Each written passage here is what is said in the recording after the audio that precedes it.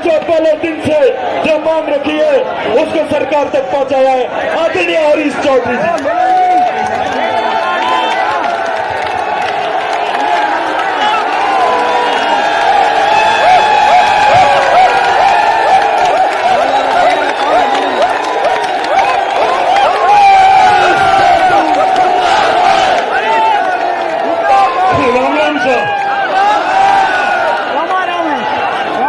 हजारों की संख्या में आए हुए युवा जोश और जोश के साथ राजस्थान के तमाम इलाकों से आए हुए इस पवित्र शहीद स्मारक पर आए हुए हजारों युवाओं का सबसे पहले तो मैं सलाम करना चाहता हूं। सम्मानित मंच, आज हम लोग पीछे क्यों रहे? इसलिए रहे क्योंकि हम लोगों के जिंदाबाद कह रहे हैं। आज हम लोग पीछे क्यों रहे? क्योंकि हम पार्टियों की जिंदाबाद कह रहे हैं। हमको जिंदाबाद किसकी करनी है? हमारे हक के, हमारे अधिकार की, हमारे पूर्वजों की, हमारे संघर्ष। ये समय बदल चुका है। एक वक्त था जब हमारे हाथ के अंदर हल हुआ करता था और कर्नल साहब जैसों के हाथ में बंदूक हुई थी। ये जवान से किसान, पर ये जिस किसी ने, मैं दुनिया को बताना चाहता हूं, जिस किसी ने यह बनाया है, समय बदल गया है। ये इन मजबूत हाथों के बीच में हल, बंदूक के साथ साथ कलम भी आ चुकी है। ये सिर्फ एक झंडा नहीं है, ये सिर्फ एक चिन्ह नहीं है। जिस किसी ने बनाया है उसको मैं धन्यवाद देना चाहता हूं। और दुनिया देख लो, ये बदलता हुआ किसान, ये बदलता हुआ देश, ये आने वाले समय के अंदर इस कलम की ताकत से हम लोग जो हमारा हक है, अधिकार है, हिस्सा है, हिस्सेदारी है, वो सुनिश्चित करेंगे। तो मेरा आप सब लोगों से निवेदन है कि आप अपने आप की जिंदाबाद बोलो। ये संघर्ष किस लिए करना पड़ा? ये सिर्फ नारा नहीं है कि हम हमारा हक मांगते, नहीं किसी से भीख मांगते। ये सिर्फ नारा नहीं है। हमारे देश के संविधान ने, जो दुनिया के सबसे बेहतरीन संविधान है, उसने हम लोगों को आरक्षण दिया है। उस संविधान ने हमको ओबीसी का आरक्षण दिया है, किसी ने भीख में हम लोगों को नहीं दिया। आज हम लोगों को संघर्ष क्यों करना पड़ रहा है? आज बाड़मेर के अंदर ये जागृति फैल चुकी है। बाड़मेर की जागृति फैलने का अगर किसी को श्रेय है तो इन नौजवानों को है। घर पर जानी जैसे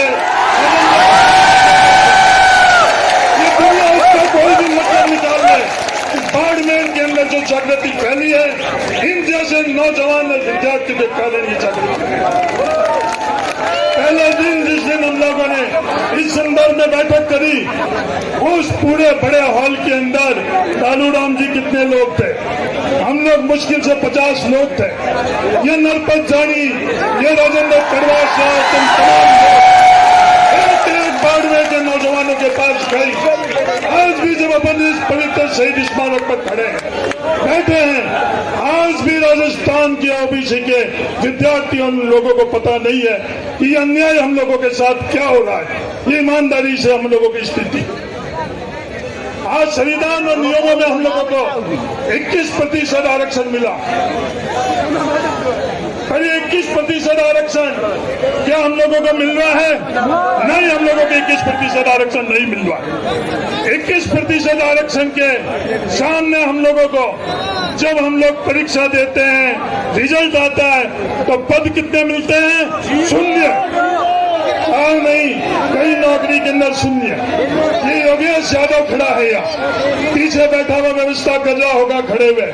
ये योगेश यादव टॉपर होने के बावजूद 5,000 की भर्ती के अंदर इसकी नौकरी नहीं मिली। ये शून्य किस लिए? दुनिया को दिखाने के लिए 21% और हकीकत के अंदर शून्य।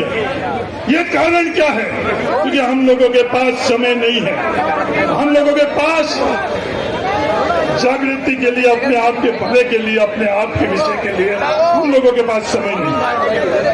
ये हकीकत है। आज 2018 के अंदर 2018 के अंदर जो परिपत्र हुआ, आप बैठ जाओ, ये सब लोग सभी महानुभावों से बैठ जाइए। 2018 के अंदर एक परिपत्र राजस्थान की सरकार ने निकाला। अरे बैठो भैया, 2018 के परिपत्र के अंदर भूतपूर्व सैनिकों के आरक्षण की व्यवस्था क्या है संदर्भ में वो परिपत्र निकला। वो परिपत्र गलत है।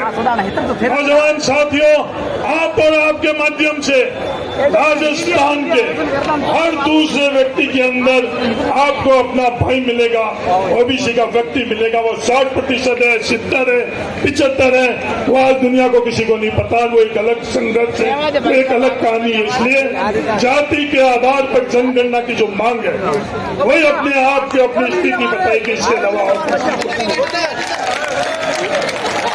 उस परिपत्र के बाद में आरक्षण की व्यवस्था जो हॉरिजॉन्टल और वर्टिकल होती है, आज भी हम लोगों को ये पता नहीं है। सिर्फ 2 शब्द नहीं है, हॉरिजॉन्टल और वर्टिकल 2 शब्द नहीं है। एक आरक्षण की व्यवस्था अगर मैं साधारण शब्दों में बताना चाहूँ, SC, ST, OBC, NBC और EWS, इनके लिए एक आरक्षण की व्यवस्था, और उसके सामने जो हॉरिजॉन्टल व्यवस्था है वो व्यवस्था महिलाओं के लिए है। उस तर्क के आधार पर आरक्षण संघर्ष समिति की ये मांग है, भूतपूर्व सैनिकों की उस तर्क के आधार पर आरक्षण होना चाहिए। और ये सिर्फ राजस्थान में नहीं, केंद्र सरकार और देश के अलग राज्यों के अंदर, दूसरे राज्यों के अंदर ऐसी व्यवस्था है। लगातार हम लोग उन लोगों से जब वार्ता कर रहे थे तो खुद आरक्षण संघर्ष समिति के ये नौजवान दूसरे प्रदेशों के अंदर जो नियम है, जो कानून है, वो परिपत्र लेकर उन लोगों के सामने आज उसके कारण और गलत रोस्टर के कारण, मैं वापिस दोहराना चाहता हूँ, गलत रोस्टर के कारण। ये गलत रोस्टर किस कारण हो रहा है? रोस्टर की व्यवस्था क्या है? रोस्टर की व्यवस्था, अगर आप आरक्षण का फायदा लोगे तो उसी वर्ग के अंदर आपको माना जाएगा। अगर आप आरक्षण का फायदा नहीं लोगे तो उस वर्ग के अंदर आपकी गिनती और गणना नहीं होगी। पर ये लोग कर क्या रहे हैं? ये लोग यह कर रहे हैं कि जो जिसकी जाति है, जाति को बिना आरक्षण का फायदा लिए हुए उस रोस्टर के अंदर उसकी गणना और गिनती कर रहे हैं। इसके कारण हम लोगों को जो हमारा हक है, हमारा अधिकार है, वो पद मिलने चाहिए, वो मिल नहीं रहे। ये रोस्टर की गणना बिल्कुल गलत है। इस बार जो RAS की भर्ती के अंदर जो पदों की गणना हुई, RPS पदों की, सिर्फ एक पद दिखाया गया। तमाम लोग जब जाकर और सही रोस्टर करवाया, जो एक पद के जगह 15 RPS की पद का सर्जन हुआ। ये एक उदाहरण है। वन विभाग के अंदर जब भर्ती निकली तो मात्र 0% एक पद दिखाया गया। हम लोग सब हमारे परिवार के मुखिया हेमाराम जी के पास जाकर जब उनको समझाया कि ये स्थिति है, आज हेमाराम जी वहां बैठे हैं तो उन्होंने वो संशोधन कराकर एक की जगह 77 पद ओबीसी का संशोधन करा। हर जगह हेमाराम जी नहीं है, हर जगह हमारा आदमी नहीं है। वो सोच के खिलाफ हमको संघर्ष करना पड़ रहा है, जिस सोच के कारण 21% कागजों के अंदर और बढ़ती हमारे शून्य की हकीकत। ये चीज इन दोनों के कारण, इन दोनों विसंगतियों के कारण हम लोगों को शून्य भर्ती हो रही है। 21% आरक्षण क्या जायज है नाजायज है, ये एक दूसरी संघर्ष। 27% आरक्षण हम लोगों को मिला। केंद्र सरकार की तरफ से, पर सुप्रीम कोर्ट के फैसले का हवाला देते हुए वो 27% आरक्षण जो मिला हुआ आरक्षण था उसको 21% कर दिया गया। पर वो संघर्ष हमारा लंबा संघर्ष है। पर इस दफे जो आरक्षण संघर्ष समिति ने 2 मुद्दे के ऊपर तय किया कि प्राथमिक तौर के ऊपर ये 2 मुद्दे 2018 की विंग संहिता के संदर्भ में जो परिपत्र है उसमें संशोधन होकर और महिला आरक्षण के तर्क के ऊपर हॉरिजॉन्टल हम लोगों को चाहिए। दूसरा सही रोस्टर। तीसरी जो बात है जैसे ही ये 2018 का परिपत्र में संशोधन होगा उस वक्त में एक वादा आप सब लोगों से लेना चाहता हूं।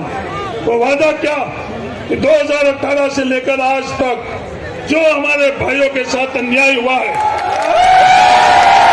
उस शैडो पोस्ट के लिए आज तो हम लोग हजारों की संख्या में आई हैं। अपने उन हजार चंद लोगों के पदों के लिए भी हमको वापस आना पड़ेगा। ये वादा मैं आप सब लोगों से लेना चाहता हूं।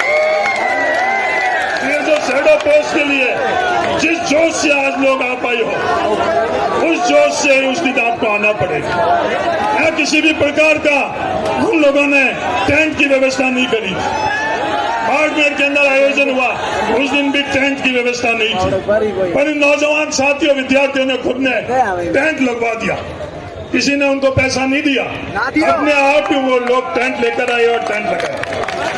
हम लोग तो टेंट में बैठे और 90% विद्यार्थी उस तपती धूप के अंदर उस सड़क पर बैठे।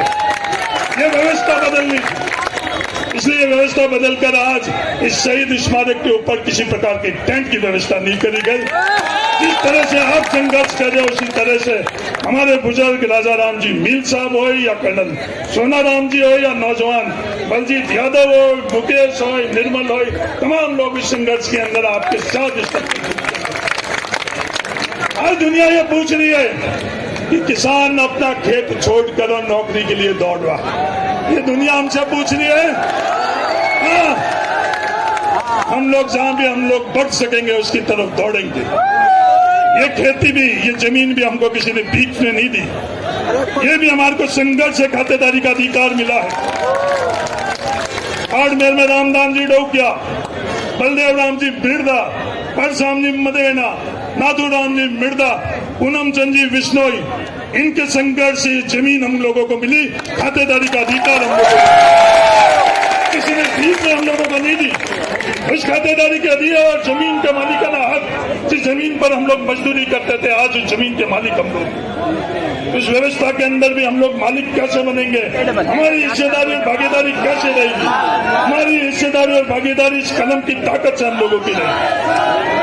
आज लोग ये कह रहे हैं जब कभी भी हमारी मांग होती है तब ये विराट और ये विरोध की बातें क्यों उत्पन्न होती है। अडानी और अंबानी को कुछ मिलना है उस दिन तो विरोध और विवाद नहीं होता है। होता है क्या? EWS के अंदर मिला, ये बैठे हैं एमएलए राम निवास जी, मुकेश जी, बलजीत जी, हरीश, दिव्या जी, हमने कोई विरोध और विवाद नहीं किया। पर जब ओबीसी को मिलता है तो सबन की जब ये विवाद और विरोध क्यों, जब हम लोगों को सड़कों पर क्यों आना पड़ता है, ईट से ईट बजाने की क्यों बात करनी पड़ती है।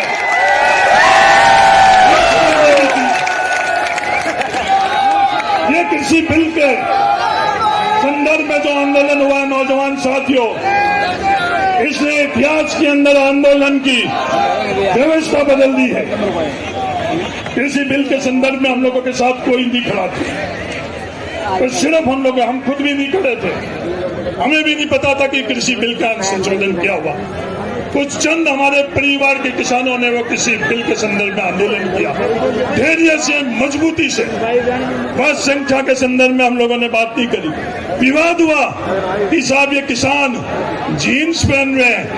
हाँ साहब, जीन्स क्या पहन रहे हैं? किसान लंदन और न्यूयॉर्क के अंदर भी सर हर कुछ कर रहा है। किसान गाजर का हलवा बना रहा है। हाँ, गाजर का हलवा क्या, कल हम लोग हर चीज बनाकर और खाने लग गए हैं। ये बदलता हुआ भारत है, ये बदलता हुआ किसान है, ये बदलता हुआ ओबीसी। कई विवाद हुए, पर ये जो भी किसान आंदोलन करने वाले हमारे आगेवान थे, इन्होंने किसी से विवाद नहीं किया, विरोध नहीं किया। लगातार जहां भी जरूरत पड़ी तर्क के साथ सरकारों के सामने, मीडिया के सामने, दुनिया के सामने अपनी बात को तर्क के आधार पर बोला। 1 साल लंबा संघर्ष चला। दुनिया का कोई भी आंदोलन इस तरह का नहीं था इतिहास के अंदर, पर उनको हक और अधिकार मिलकर। मैं आप लोगों से निवेदन करना चाहता हूं, दुनिया चाहती है किसी प्रकार का विवाद और विरोध करें। हम लोग विवाद और विरोध नहीं, हम हमारा हक और अधिकार चाहते हैं, हक और अधिकार चाहते हैं। दुनिया ये भी बोलेगी, हम लोग जब वार्ता के अंदर जाते हैं, जब ये जसाराम जी और नौजवानों के सामने बात आई थी कि साहब ये अचानक एकदम कैसे हो गया ये ओबीसी का, दुनिया को बताना चाहता हूं मैं, ये अचानक इसलिए हुआ कि उससे पहले हम लोगों को भी नहीं पता। ये योगेश यादव, रमजान जैसे नौजवानों के साथ जो अन्याय हुआ, ये नौजवान घर घर लोगों के घूमे, पर किसी ने इनकी बात पर विश्वास नहीं किया। वहां से उन घरों से क्या जवाब मिला कि आपने परीक्षा के अंदर तैयारी नहीं करी, मेहनत नहीं करी, इसलिए आप लोगों की भर्ती नहीं हुई। ये जवाब उन लोगों को मिला जब दुनिया को पता लगने लगा कि नहीं, ये हमारी योग्यता के आधार पर तैयारी से हम लोगों के साथ भर्ती के अंदर हम रुके नहीं हैं। ये रोकने का जो षड्यंत्र चल रहा है, वो नियमों में संशोधन कर व्यवस्थाओं के अंदर बाधक कर और ये व्यवस्था करी जा रही है, हकीकत है। इसलिए जो हम लोग लेट हुए उससे आप लोग चिंता नहीं करो, जागृत हुए और जागृत भी पूरे नहीं हुए। गाड़ियों की व्यवस्था हम लोग नहीं करा सके। बाड़मेर के अंदर आपस के अंदर किसी ने भी गाड़ी की व्यवस्था नहीं कराई। बाड़मेर का प्रत्येक ओबीसी का व्यक्ति ने खुद ने उसके हिस्सेदारी भागीदारी कर और बाड़मेर के अंदर गाड़ी किसी ने 500 रुपए की व्यवस्था करी, किसी ने लाख रुपए की व्यवस्था करी, और यही जागृति है। इसलिए मैं कह रहा हूं कि जिंदाबाद अपनी आप की बोलो, जिंदाबाद किसी की नहीं बोलो, जिंदाबाद आप खुद अपने आप आए। 150 गाड़ियां लगने के बावजूद भी लोगों को उस गाड़ी के अंदर सीट नहीं मिली। पर ये नरपत जानी और बाड़मेर के नौजवान रुके नहीं, गाड़ी में सीट नहीं मिली तो रुके नहीं, किसी का इंतजार नहीं करा, ट्रक है तो ट्रक के ऊपर भी चढ़कर और यहाँ आ गई। किसी को शिकायत नहीं करी कि साहब एयर कंडीशन गाड़ी आनी चाहिए, सब हम लोगों के लिए बस में सीट होनी चाहिए, अपने आप ही नौजवान आई। बीकानेर से भी इसी प्रकार से जो व्यवस्था करी गई है, उस व्यवस्था से बहुत ज्यादा तादाद में लोग इकट्ठे हुए। बीकानेर से भी सब लोग आई, सूरतगढ़ से भी लाई, नागौर से भी आई, हर जगह से आई। एक भ्रांति शेखावटी के अंदर फैलाई जा रही है। नौजवान साथियों, आपके माध्यम से मैं हर किसी को ये बताना चाहता हूँ, 12.5% भूतपूर्व सैनिकों की भर्ती के अंदर एक पद भी भूतपूर्व सैनिक का कम नहीं होगा, नहीं होगा, नहीं होगा।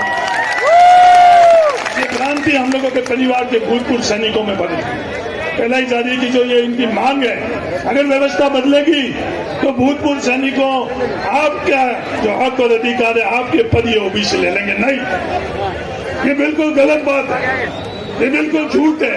कोई भी इस संदर्भ में बात करना चाहता है, बहस करना चाहता है, चर्चा करना चाहता है तो हम लोगों से आकर कर ले। 1 लाख की भर्ती के अंदर एक भी भूतपूर्व सैनिक का पद कम नहीं होगा। ये मैं आपके माध्यम से तमाम भूतपूर्व सैनिकों को विश्वास दिलाना चाहता हूँ। मेरे बाद में कर्नल सोनाराम जी, हाँ मैंने और कर्नल सोनाराम जी ने आमने सामने चुनाव लड़ा, ये जीत गई, मैं हार गया।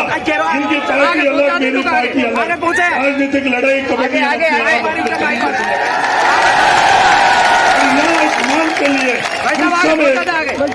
कोई भी पार्टी के, इसलिए हम लोग किसी का दोषारोपण नहीं कर रहे हैं, किसी को हम लोग गलत नहीं बता रहे, कोई विवाद नहीं कर रहे हैं।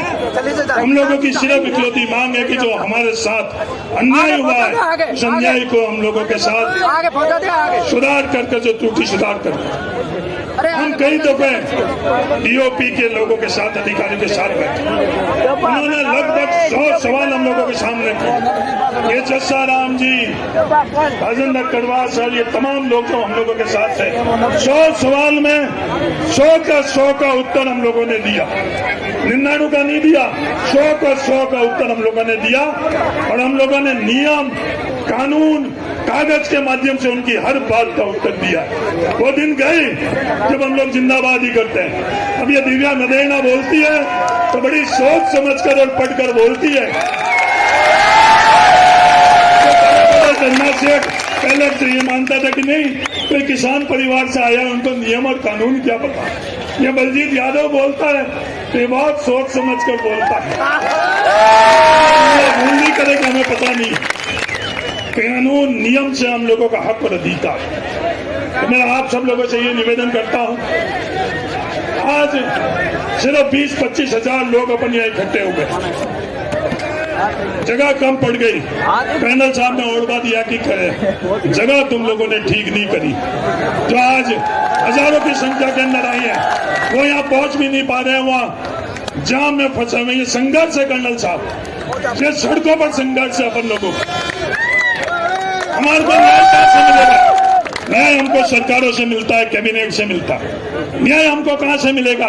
एग्जीक्यूटिव अधिकारियों से मिलता है। हमारी आवाज कहां से है? इन मीडिया के माध्यम से। अगर यहाँ न्याय नहीं मिलेगा तो हमको न्यायपालिका से न्याय मिलेगा। फिर इसके साथ साथ संविधान में लोकतंत्र के हमको अधिकार दिया। जो ये सिर है, ये ताकत है, इन सिरों से, इन ताकत से बड़े से बड़े कानून, बड़े से बड़ा नियम भी बदला जा सकता है। हमारा तो जायज मांग है, जायज हक है, जायज अधिकार। मेरा आप सब लोगों से ये निवेदन है, राजा राम जी मील और हम लोग सब जाकर उनसे बात करेंगे। कई दफे बात कर चुके हैं, कृषि बिल के संदर्भ में कई दफे उन्होंने बात की। पर ये हक और अधिकार हम लोगों का जायज है, लेकर रहेंगे। मैं बहुत जोशीली बात कर सकता हूँ, बहुत विवाद की बात कर सकता हूँ, ईंट से ईंट बजाने की बात कर सकता हूँ, उल्टा करने की बात कर सकता हूँ, दोषारोपण करने की बात कर सकता हूँ। पर आज ये मौका नहीं है। आज हमारे अर्जुन की आग की तरह इकलौता हमारा मकसद 2018 की परिपत्र में संशोधन, सही रोस्टर और परिपत्र के संशोधन के तुरंत बाद जो शैडो पोस्ट है उसका आंदोलन, जब तक अपन जिंदा रहेंगे वो आंदोलन चलता रहेगा, संघर्ष चलता रहेगा। ये कभी भी मेरा आप लोगों से घर में सलाह है, कभी भी विवाद और विरोध अपनों का नहीं करना। अगर कोई नहीं आया है तो भी उसका विरोध और विवाद हमको नहीं करना। दुनिया चाहती है कोई बाद में आया तो भी विवाद और विरोध नहीं करना। ये आंदोलन सबका आंदोलन है, ये जाजम सबकी जाजम है। आज आया उसकी भी है, बाद में आएगा उसकी भी। ये विवाद और विरोध, ये जिंदाबाद और मुर्दाबाद हम लोगों को जहां हमको पहुंचना था उससे हमको बहुत पीछे छोड़े। इसलिए कलम की ताकत से, एकजुटता से हमारे को हमारी मंजिल तय करनी है। ये आप सब नौजवानों को मैं कहना चाहता हूं। आप हजारों की संख्या में आए, इसलिए तहे दिल से आपको बहुत बहुत धन्यवाद। डॉक्टर करण सिंह जी यादव भी आए थे, पर गर्मी ज्यादा होने के कारण वो कुछ बोल नहीं सके। मेरे बाद में कर्नल सोनाराम जी, मुकेश जी, दिव्या जी और तमाम लोग बोलेंगे। कितना समय लगेगा वहाँ? 30 मिनट लगे, 45 मिनट लगे, लगना तो 1 मिनट चाहिए। राजा राम जी और संघर्ष समिति के लोग अब हाथों हाथ वहां जाकर आते हैं। तब तक आप लोग यहीं बैठे रहना। पानी की व्यवस्था कम, खाने की व्यवस्था तो आपने करवा दी, पर खाने की ना करवाओ चाहे। कर्नल साहब का कहना मेरे भाषण सुनकर जाओगे तो कर्नल साहब का हम लोग भाषण सुनकर जाएंगे। यहाँ आएंगे, यहाँ से कोई भी जाना। आपका भाषण सुना बैठे थे,